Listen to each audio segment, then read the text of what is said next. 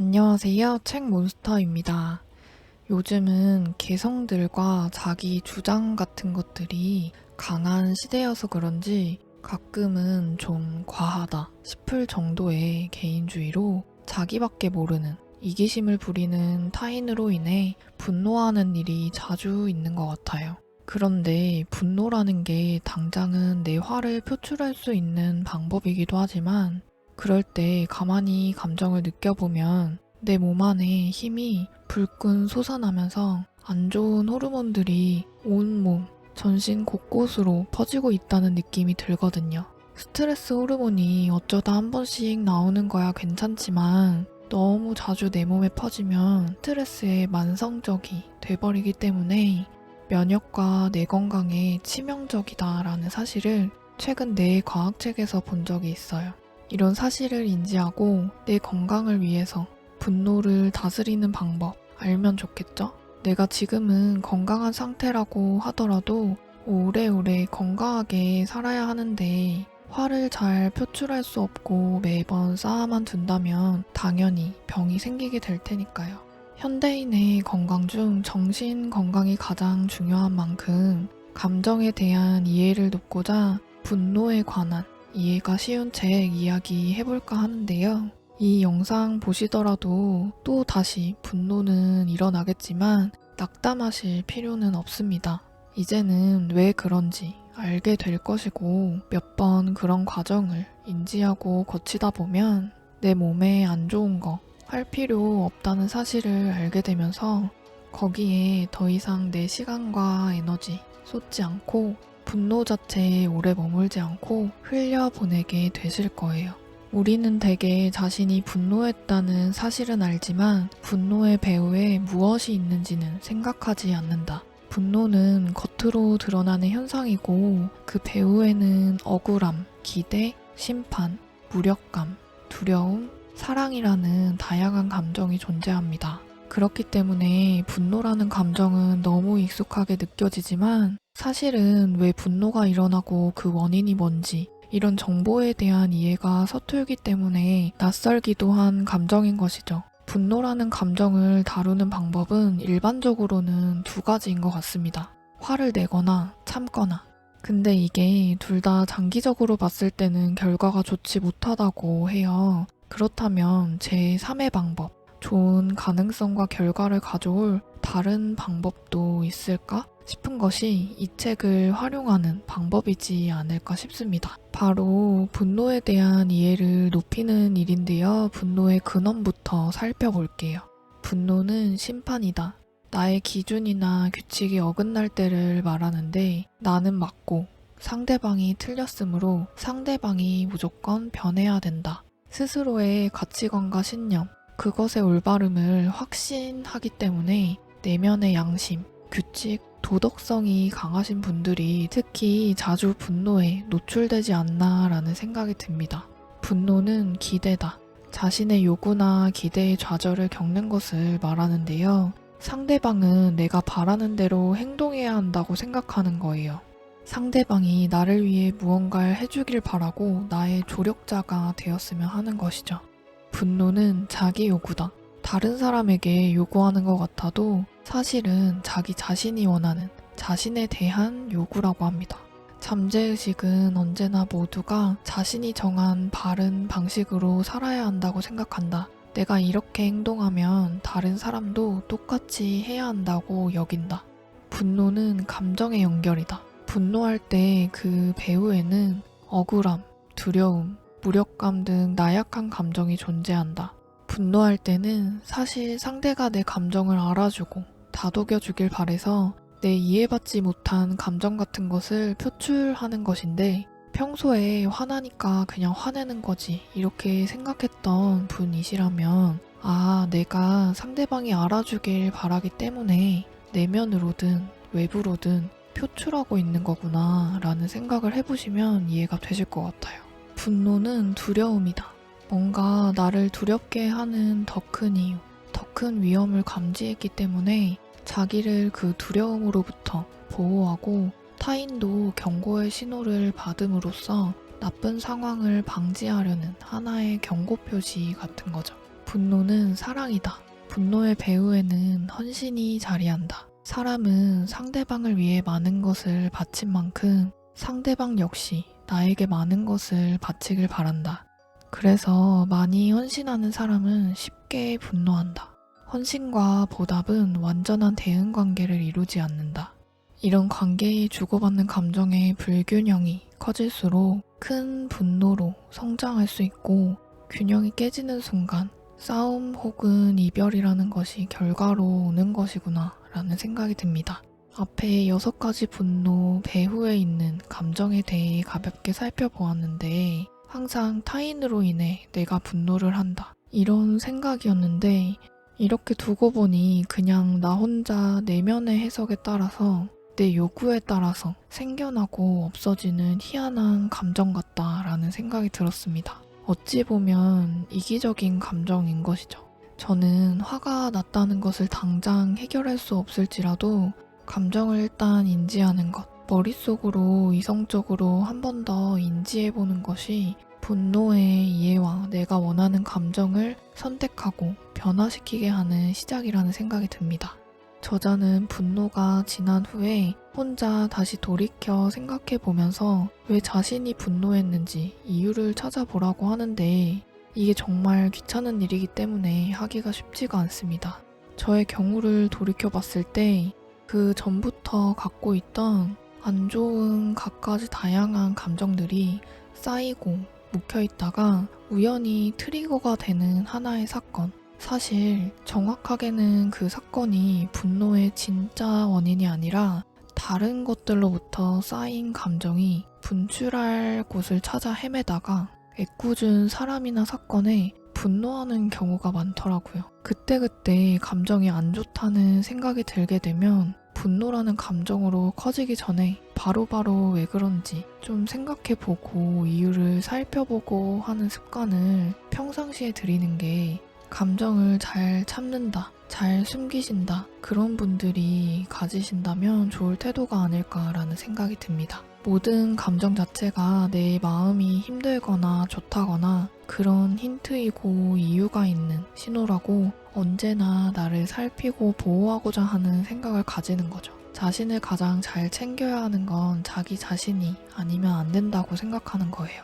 타인에게서 받는 위로와 응원도 좋지만 내면에서 나에게 보내는 그런 응원은 자꾸 하다 보면 더 큰 힘을 주거든요. 당신은 분노할 자유가 있다. 분노할 자유란 분노를 생각하고, 분노를 억누르고, 분노를 분출하고, 분노를 이용할 수 있다는 말이다. 분노가 마냥 나쁜 감정이라고 볼 게 아니라 뭔가에 대한 내 마음의 신호, 이것 좀 해결해라, 안 그러면 내가 너무 힘들다, 이런 뜻으로 바라보세요. 나는 그냥 나라고 생각하고 감정을 좌시하고 묵인해두고 신경을 잘 안 쓰는 경향이 있는데, 나를 하나의 타인으로 멀지도 가깝지도 않은 그런 지인처럼 바라보는 게 치우치지 않고 객관적으로 보는 시선을 가질 수 있으면서도 감정을 다스리고 돌보는 가장 쉬운 방법이 아닐까라는 생각이 듭니다.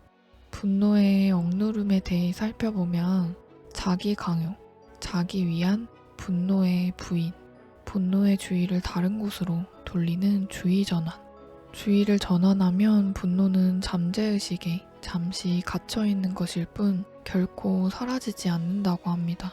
분노의 억누름은 너그럽고 관대하며 감정 조절력이 뛰어나 보이지만 이는 자신을 위한 잠깐의 억압이라는 점. 분노를 억누르면 결국 몸에 이상 증상이 나타난다.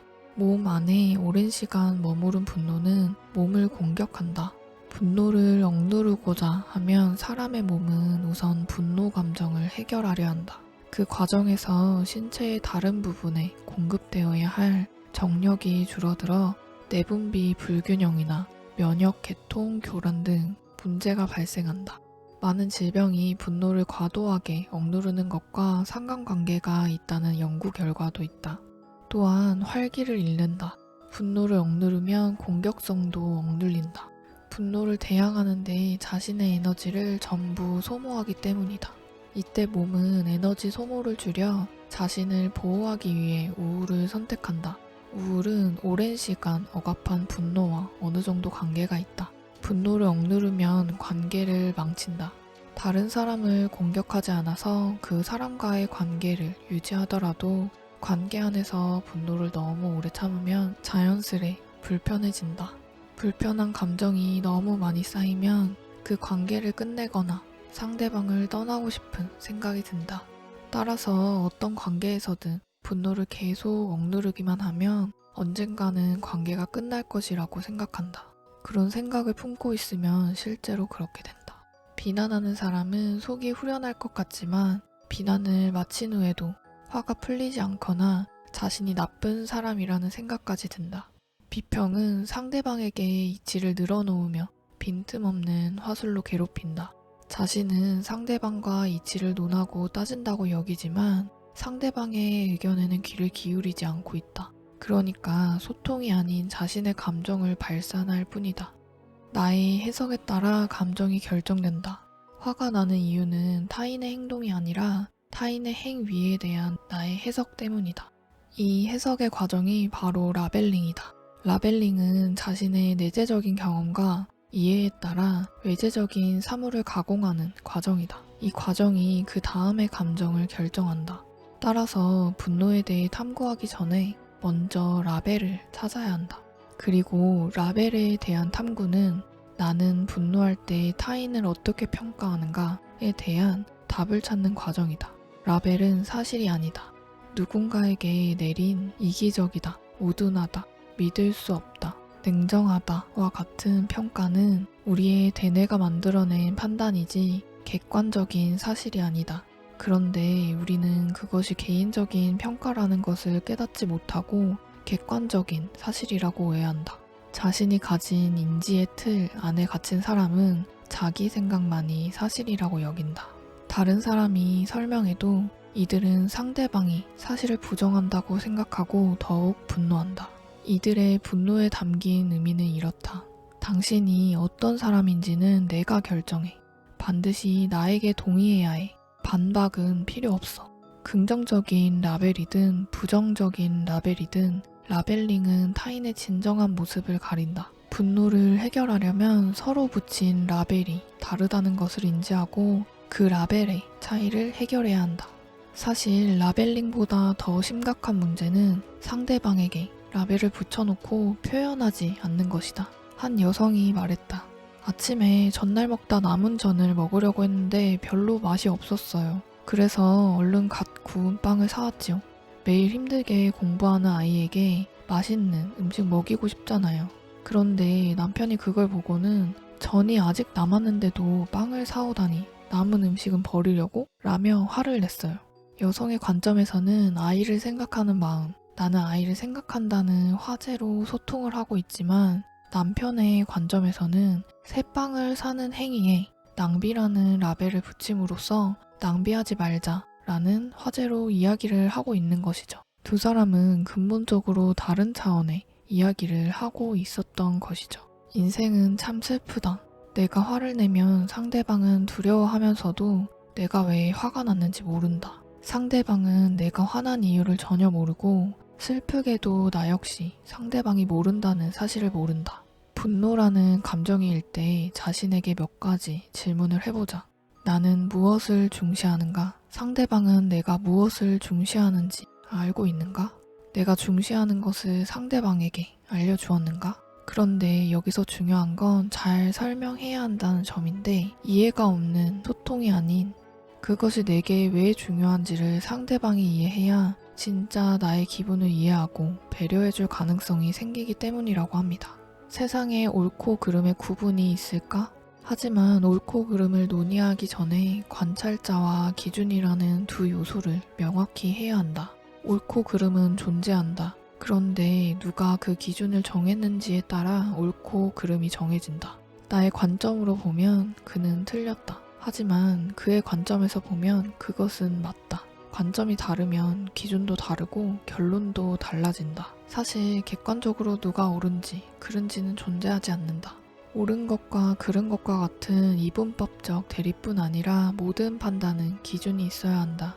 높음과 낮음, 뚱뚱함과 마음, 부유함과 빈곤함, 위와 아래, 똑똑함과 멍청함처럼 사물을 형용하는 단어는 기준이 있어야 존재할 수 있다. 선택적 주의란 무의식 중에 상대방의 잘못에만 관심을 가지고 상대방이 잘한 부분은 자동으로 간과하는 현상이다. 잘한 일은 말할 필요가 없고 잘못한 일은 말해야 한다고 생각한다. 이런 선택적 주의의 결과로 상대방은 부정적인 표현만 듣고 칭찬은 들을 수 없다. 이때 상대방은 무엇을 해도 이 사람을 만족시킬 수 없다 라고 생각하게 된다. 칭찬과 부정을 다 잘 표현하면 조화로운 관계를 유지하는 데 도움이 된다. 사람들은 대개 상대방이 분노하면 상대방의 감정에 저항하느라 분노에 담긴 상대방이 진짜 하고 싶은 말을 생각해 볼 힘이 남지 않는다. 사람들은 상대가 하는 말의 의미를 파악하기보다 자신을 보호하는 것을 더 중요시하기 때문이다. 상대방의 부족함을 지적하면서 자신의 장점을 부각시킬 수 있다. 상대방이 잘못했다고 생각할수록 내가 잘한 것 같고 상대방의 단점을 경멸할수록 나의 모든 것이 장점 같다. 상대방을 미워하면 자신의 우월감을 느낄 수 있다. 분노에는 쾌감이 있다. 분노는 괴로운 감정처럼 보이지만 비난이 시작되면 목소리가 우렁차고 말에 막힘이 없으며 논리가 분명하고 집중도가 높아진다. 분노할 때 직관 언어는 당신은 너무 부족해이지만 그 안에 숨겨진 뜻은 이토록 훌륭한 나와 매우 다르군 이다. 사람들은 내재적으로 자신의 가치감을 확인할 수 없을 때 타인을 참고하고 타인과 비교하며 자신의 가치감을 확인한다. 분노는 상처를 포장하고 있다. 우리가 분노하는 이유는 우리의 나약함이 활성화됐기 때문이다. 분노는 보호를 위한 감정이다. 분노의 배후에는 다양한 형태로 상처받은 수많은 내가 있다. 나약함을 해결하는 가장 좋은 방법은 하소연과 경청이다. 다른 사람에게 나의 이야기를 들려주며 억눌린 감정을 배출하고 사실 나는 억울해 라고 말하면 억울함이 반으로 줄어든다. 또 에너지를 계속 소모해서 너무 지쳤어 라고 말하면 피로감이 줄어든다. 나는 너무 형편없는 것 같아. 자신감이 떨어져 라고 말하면 자존감이 다시 올라간다. 이처럼 나약함을 직접 드러내면 다른 사람의 이해를 구하기 쉽고 위로도 받을 수 있다.